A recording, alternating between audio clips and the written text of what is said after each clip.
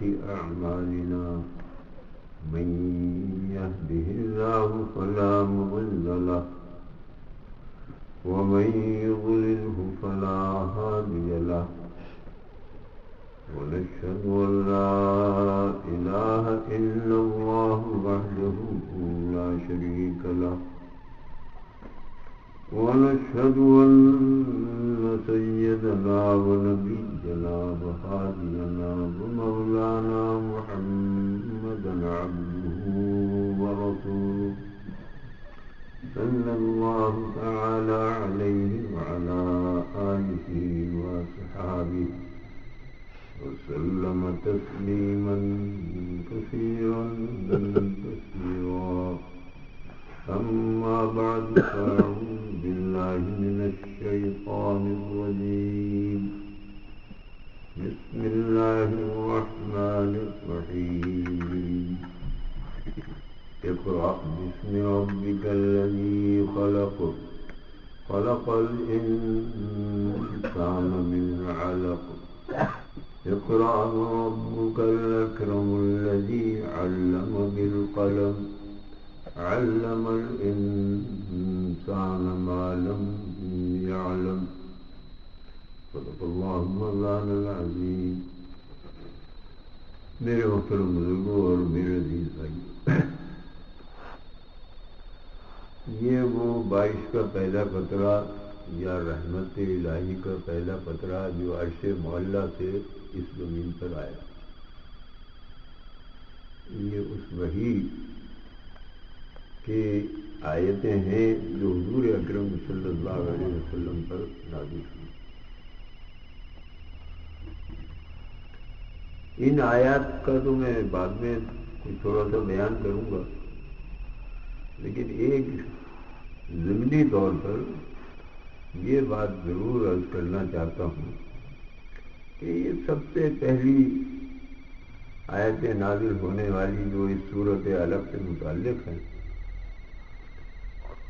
اس لیے میں through out the world جہاں جہاں بھی گیا ہوں کوئی امام اس کی تلاوت نہیں کرتا. میں اس صورت نے کیا قصور کیا ہے، کیوں نہیں کرتی ہو؟ اس کے آخر میں اگر سجدہ ہے تو کیا ہو گیا؟ کوئی قیامت ہے؟ اگر اس سجدے سمیت اگر آپ پڑھ لیں تو بھائی رکوع میں نیت کر لو، سجدے میں کر لو، سب کا سجدہ ادا ہو جائے گا، کوئی ایسی بات نہیں.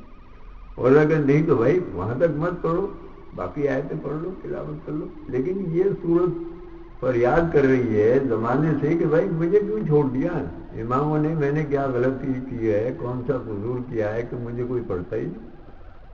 تو ایک تو یہ بڑی عجیب سی بات ہے. میں ہر جگہ کہتا ہوں کہ بھائی خدا کے واسطے پڑھو، کیا ہے اس کے اندر؟ یہ تو سورہ اقرا کی فریاد ہے جو میں ہر ایک کو سناتا ہوں کہ بھائی وہ فریاد کر رہی ہے کہ میں نے کیا قصور کیا. میں تو سب سے پہلی سورت ہوں، سب سے پہلی آیتیں جو میں تو جمعے میں بھی سورہ بقرہ اور یہ ابتدائی آیتیں پڑھ کر نماز پڑھا دیتا ہوں. میں کہتا ہوں کہ چلو کہیں تو شروع کرو. اب میں صرف جمعہ ہی پڑھاتا ہوں اور باقی تو امامت میں نہیں کرتا. لیکن میں کہتا ہوں کہ یہ جو ہے اس کی سب سے پہلی بات تو میں یہ کہنا چاہ رہا تھا کہ ائمہ حضرات کو اس پر نظر ثانی کرنی چاہیے.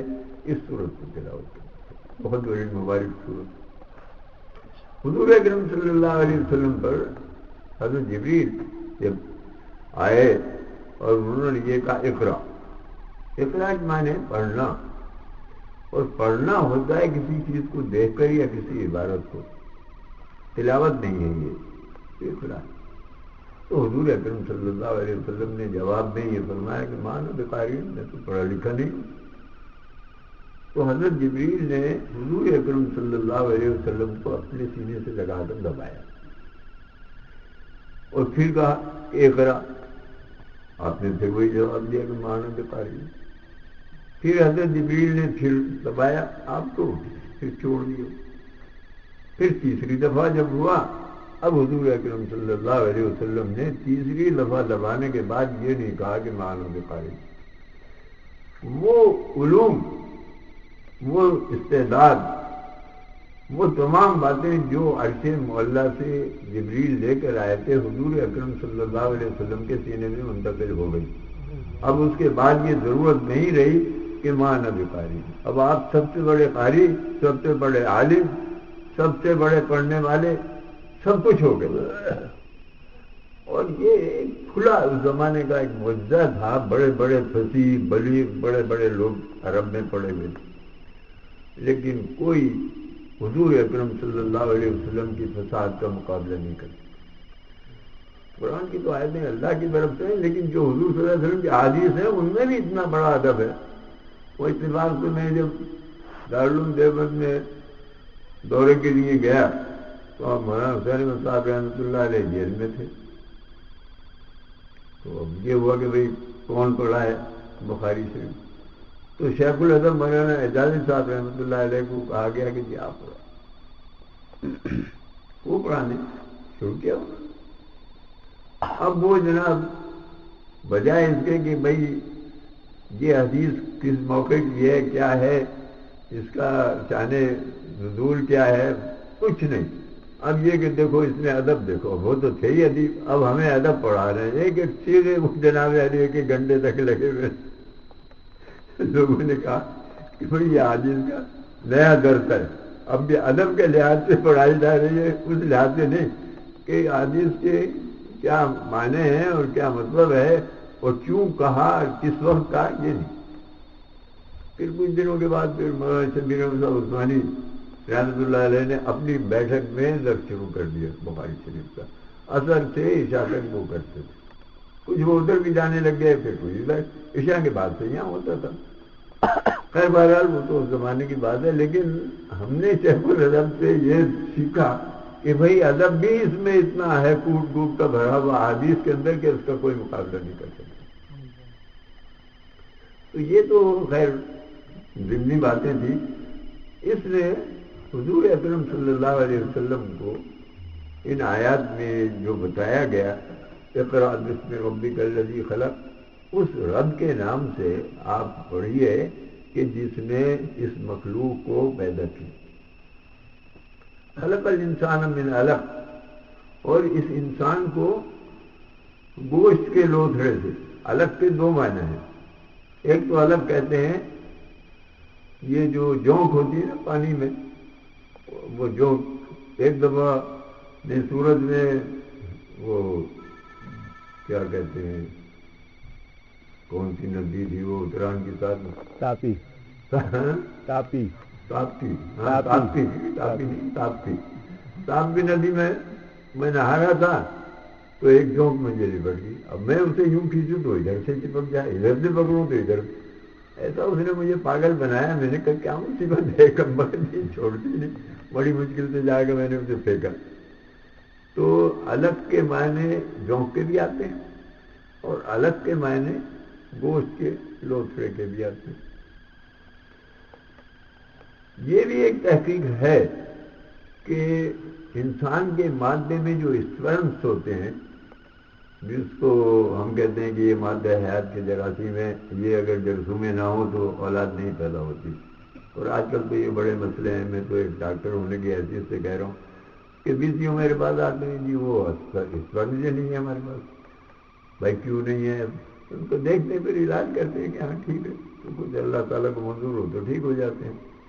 بہرحال ایک تو الگ کے معنی وہ اسپرموٹوزا یا اسپرم کا وہ ہے کہ جس کے ذریعے سے تخلیق ہوتی ہے، اور ایک مشکل.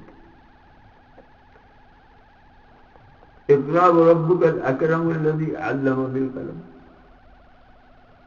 وہ رب کہ جس نے تمہیں قلم سے لکھنا سکھایا، اتنا بڑا کریم ہے وہ، اتنا بڑا رحیم ہے، اس کے نام سے تم پڑھو. لکھنا جو ہے یہ انسان کی صفت ہے. حیوانات میں سے کوئی نہیں لکھتا، جنات میں سے نہیں لکھتا. ہم نے یہ تو سنا کہ بھائی دیوبند میں جنات آتے ہیں پڑھنے کے لیے، مگر کسی کے پاس ہم نے نہ کتاب دیکھی، نہ ان کی کتابیں اور کتب خانہ دیکھا، نہ ان کے کوئی ہم نے رہنے کی جگہ دیکھی. آج تک کسی جن نے کوئی کتاب نہیں لکھی. حالانکہ حضور اکرم صلی اللہ علیہ وسلم کے زمانے کے بھی شاید اب تک جن ہوں، ان کی عمریں بہت ہوتی ہیں. کیونکہ مولانا حسین صاحب مدنی رحمۃ اللہ علیہ کو ایک وہ بنیر کا تھا، وہ طالب علم آتا تھا، وہ تھا تو جد، وہ کہنے لگا جی میری شادی ہے، میں آپ کو لے کے جاؤں گا۔ میں نے کہا بھائی کیا مصیبت ہے، کہاں شادی ہے؟ تو کہ جی بس اب آپ یہ آنکھ بند کر لیں، بس میں آپ کو لے جاؤں گا۔ تو وہ لے کے لے گئی، اور وہاں جا کے وہ شادی وادی جو کچھ بھی ان کے جس طریقے سے ہو رہا تھا، سارے جنات جمع تھے، شادی ہو گئی۔ اب مولانا حسین احمد صاحب رحمۃ اللہ علیہ کے دماغ پر تو یہ تھا کہ انگریز نکلے کسی صورت سے، تو انہوں نے جنات سے یہ کہا، اس کے بادشاہ سے بھی جو سردار تھا، کہ بھائی آپ ہماری اس معاملے میں کیوں نہیں مدد کرتے؟ جنات جو ہے یہ ہماری مدد کریں، انگریزوں کو اٹھا کے پھینک دیں۔ تو اس نے یہ جواب دیا کہ حضرت ہمارے یہاں بھی عیسائیوں کی حکومت ہے آج کل، ہم ان کے ماتحت جب ان سے جان چھوٹے گی تو پھر ہم آپ کی مدد کر سکتے ہیں، ابھی تو ہم بھی انہی کے ماتحت ہیں۔ تو بہرحال ان کے بھی مذاہب ہیں ان میں، اور اس میں بھی کوئی عیسائی ہے، کوئی یہودی ہے، کوئی سب قسم کے جنات ہیں۔ تو ایک تو یہ کہ اللہ تبارک و تعالیٰ نے قلم سے لکھنا سکھایا، اور یہ تحریر اور یہ کتابیں اور یہ اس کے ذخیرے، پہلے زمانے میں تو خیر چھاپے خانے نہیں تھے، اب پھر بعد میں چھاپے خانے ہو گئے، پھر اب تو یہ ہے کہ اتنا قلم کا زور و شور ہوا ہے کہ انٹرنیٹ کے اوپر آ گئے۔ اب یہ نہیں ہے کہ آپ کے کتب خانے سارے ضائع ہو جائیں، انٹرنیٹ پر پھر بھی موجود ہیں ساری چیزیں، وہاں آپ کو بخاری شریف بھی ملے گی، ترمذی شریف بھی ملے گی، تمام چیزیں وہاں پر، تفسیر اور یہ ساری چیزیں موجود ہیں انٹرنیٹ پہ، جب چاہے کھول لو آپ، اب وہاں سے دیکھیں، ان کی تفسیر بھی ہے، سب کچھ ہے۔ تو انٹرنیٹ کی ایک اتنی سی وہ ہوتی ہے، اس میں یہ کہتے ہیں کہ یہ ایک ڈسک جو ہے، جو چھوٹی سے چھوٹی 2 انچ بائی 2 انچ کی ہے، اس میں ساری دنیا کے نام اور ان کے پتے لکھے جاتے ہیں۔ یہ انسان نے اس قلم کو یہاں تک بڑھایا۔ علامہ بالقلم کا یہ مطلب نہیں ہوا کہ وہ جو، میری تو یادداشت کی بات ہے کہ میں نے تو وہ لیزر کی قلم جو ہوتی تھی سرکنڈے کی، اسی سے لکھنا سیکھا تھا۔ پھر اس کے بعد لوہے کا نب آ گئی، پھر اس کے بعد ایک زیڈ نب آئی کہ وہ ذرا چوڑا لکھتی تھی، اس طریقے سے پھر اس کے بعد فاؤنٹین پن آ گیا، ہو گیا، ہوتے ہوتے اب 87 سال کی عمر میں یہ ساری جو قلمیں ہیں یہ بھی دیکھ لی کہ بھائی انٹرنیٹ پر کیسے لکھا جاتا ہے، یہاں کیسے لکھا جاتا ہے، وہاں کیسے لکھا جاتا ہے۔ تو یہ اللہ تعالیٰ نے ایک قلم ایسی دی ہے، لیکن کیوں دی ہے یہ بتانا چاہ رہا ہوں کہ اللہ تبارک و تعالیٰ نے انسان کے ذمے یہ لگایا کہ میری جتنی بھی صنائع ہیں، میری جتنی تخلیقات ہیں، میری جتنی بدعاتیں ہیں، ان سب کا کھوج لگاؤ اور ان سب کو دریافت کرو کہ کیا ہے۔ تو انسان اس کے پیچھے لگا ہوا دیکھ رہا ہے کہ کیا کیا چیز ہے، کیا نہیں ہے۔ پچھلے 5 سال پہلے جب میں یہاں آیا تھا تو یہاں سے ایک گروہ تیار ہو رہا تھا کہ صاحب یہ امام مہدی آ رہے ہیں، ان سے بیعت ہونے کے لیے جا رہے ہیں۔ میں نے ان سے پوچھا، میں نے کہا بھائی خیریت ہے، کوئی رشتے داری ہے آپ کے امام مہدی؟ یہ کیا بات ہے، کہاں سے اطلاع آ گئی؟ کہ جی انہیں کچھ ہوا ہے، کسے کچھ ہو گیا ہے، کوئی ساتھ تھے، میں تو جانتا نہیں میں نے، لیکن اتفاق ایسا ہے کہ جس مسجد میں ان کا وہ یہ سارا قصہ تھا، اسی مسجد میں میں بیان کر رہا تھا۔ اب مجھے لوگوں نے کہا کہ جی آپ کو قتل کر دیں گے، میں نے کہا کر دیں گے تو کر دیں، میں یہ بات تو کہوں گا۔ تو میں نے کہا بھائی امام مہدی تو ابھی نہیں آ رہے، پھر یار۔ اور پھر جب میں پاکستان گیا تو ہمارے یہاں کے بڑے بڑے جید علماء تھے، بڑے بڑے لوگ تھے، جی امام مہدی آ رہے ہیں۔ دیکھو بھائی خدا کے بندو کیوں آ رہے ہیں، کیا کیا ہو کیا گیا؟ تو کوئی نہیں، یہ حالات ایسے ہیں، فلاں ہے۔ ارے بھائی اس سے خراب حالات جو سب سے زیادہ تباہ کن حالات ہوئے وہ چنگیزی خاندان نے کیے تھے۔ جب چنگیزیوں نے بغداد کے اوپر حملہ بولا ہے تو کلام مجید سڑکوں پر پڑے ہوئے تھے، اور ساری مسلمانوں کو تحت تحت کر کے انہوں نے قبضہ کر لیا. کوئی بولنے والا نہیں تھا چنگیز خان کے سامنے, اس کے دربار میں لگتا تھا, اور کوئی مسلمان کھڑا ہو کر یہ نہیں کہتا تھا کہ ہمارا مذہب کیا ہے. چنگیز کا ڈنڈا تھا. تو اس سے زیادہ تباہ کن حالت تو آج کل نہیں ہے. حضور اکرم صلی اللہ علیہ وسلم نے یہ فرمایا کہ جب مہدی آئیں گے تو اتنا ظلم ہوگا اور اتنا جہل ہوگا ساری دنیا میں کہ مدینہ منورہ سے خیبر تک کی حکومت رہ جائے گی, باقی ساری حکومتیں ختم ہوں گی مسلمانوں کی. ابھی تو 53 ملک ہیں مسلمانوں کے, تو بھائی ابھی سے کیوں امام مہدی کو بلا رہے؟ پہلے تو وہ حالات تو آنے دو. پھر ایک صاحب سے میری گفتگو ہوئی, بہت بڑا عالم ہے ہمارے یہاں سے. میں نے کہا بھائی آپ نے بھی لکھ دیا, کیا خیریت تو ہے, کیوں آپ نے لکھ دیا؟ یہ حالات ہے. حالات کیا ہے؟ دیکھو میں آپ کو اپنے طور پہ یہ بتا رہا ہوں کہ جس جگہ آج سے 10 سال پہلے میں گیا, وہاں جتنے دارالعلوم, جتنی مسجدیں, جتنے قرآن کے حفظ کے مدارس اور ادارے ہیں, وہ اب 10 گنا زیادہ. مساجد بھی بڑھ گئی ہیں, دارالعلوم بھی بڑھ گئے ہیں, مکاتب بھی بڑھ گئے ہیں, سب جگہ تو اضافہ ہو رہا ہے علم کے اندر. جب پہلے نکلتے تھے 500 تو اب 1000 وہاں سے نکل رہے ہیں, 1500 نکل رہے ہیں, 4000 نکل رہے ہیں, علماء نکل رہے ہیں. یہ دوسری بات ہے کہ ان کو پتہ نہیں چلتا کہ کہاں جا رہے ہیں. میں بھی ان کو ڈھونڈتا ہوں کہ بھائی نکل کر کہیں کہاں گئے ہو, کچھ کر رہے ہو نہیں کر رہے ہو, کسی کا پتہ ہی نہیں چلتا. فارغ ہو گئے بس, میرے خیال میں سب چیزوں سے فارغ ہو کر ہی نکلتے ہیں وہ. اللہ اللہ خیر, آپ کسی کام کے نہیں. تو یہ فراغت ہمارے زمانے میں جب یہ حضرات تھے, حضرت قاسم صاحب نانوتوی رحمۃ اللہ, مولانا رشید احمد صاحب, مولانا یعقوب صاحب نانوتوی رحمۃ اللہ علیہ, تو یہ حضرات جو تھے علم کے کوہ تھے, بہت بڑے لوگ جو تھے. یعنی ایک دفعہ حضرت قاسم صاحب نانوتوی رحمۃ اللہ علیہ ایک مناظرہ ہو رہا تھا حیدرآباد دکن, تو ان کو کچھ آنے میں تاخیر ہو گئی. جلسہ شروع ہو گیا تھا, مناظرے کا بھی کچھ ابتداء باتیں شروع ہو گئی تھی. پنڈت بھی ادھر بیٹھے ہوئے تھے, ادھر علماء بیٹھے ہوئے تھے. انتظار تھا مولانا قاسم صاحب نانوتوی رحمۃ. مولانا قاسم صاحب اپنا کھدر کا کرتا وہ پہنے ہوئے وہاں جلسے میں پہنچے. اب ان کو کون پہچانے گا بھائی یہ مولانا قاسم. تو انہوں نے لوگوں سے کہا کہ بھائی یہ سامنے جو اسٹیج ہے وہاں میری ضرورت ہے, اگر آپ مجھے تھوڑا سا راستہ دیں. تو لوگوں نے یوں کر کے انہیں, خیر وہ سامنے والوں نے جب دیکھا کہ مولانا آ رہے وہ تو خیر دوڑ پڑے, لیکن وہاں ان کو کوئی پہچاننے والا بھی نہیں. مولانا پہنچے.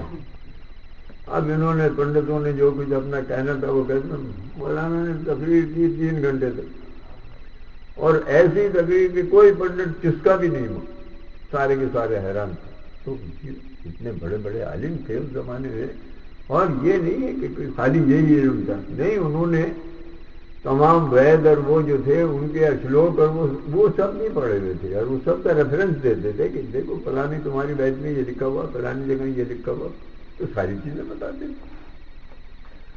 لیکن اب سارے دارالعلوم سے علماء نکل رہے ہیں, ایک کے بارے میں نہیں پتہ چلتا کہ وہی کسی نے کچھ کام شروع کیا ہے یا کوئی نام پیدا کیا ہے یا کہیں کوئی نہیں کچھ نہیں.